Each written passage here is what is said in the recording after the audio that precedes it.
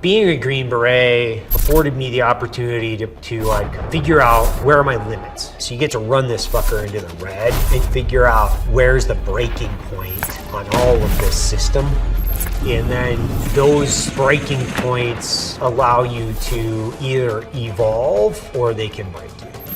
These guys are fucking nuts. They're really sophisticated. They're extremely fucking smart. They're also fearless, a little bit drunk, and crazy. So this like wild concoction of these people that kind of drove special operations, it's a lot of fucking booze, half-cocked fucking strategic thought, and a ton of fucking gunfights. They're like, you know what? Let's go kill those guys. Sounds like good. I still think that's a well-established template for a great personality that wants to move into special operations.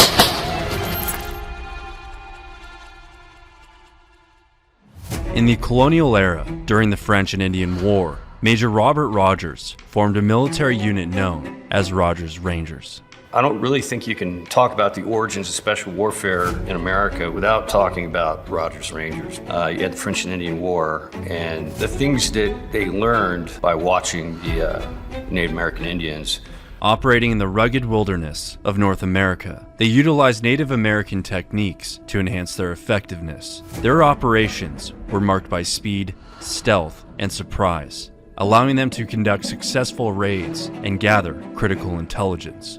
And Rogers Rangers are best known for the Rogers Standing Orders, a set of 28 rules emphasizing discipline, adaptability, and self-reliance.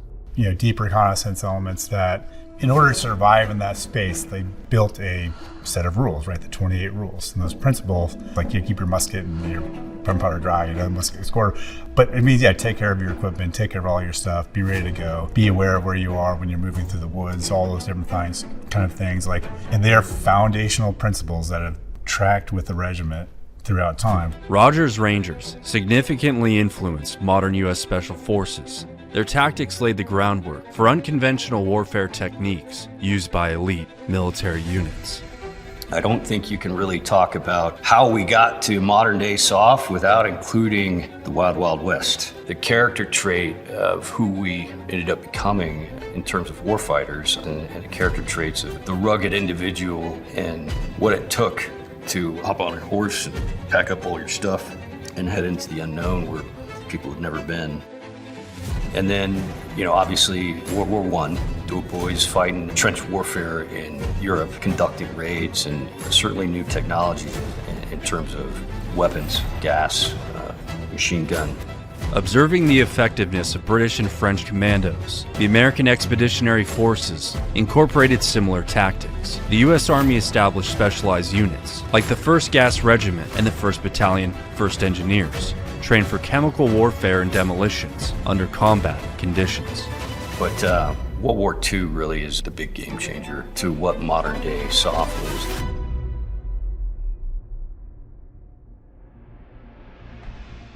What happened specifically in World War II, and this has been the debate between politicians and generals from the beginning of, we'll call it modern projectile warfare, which is how do we use unconventional warfare? In general, how do we do it?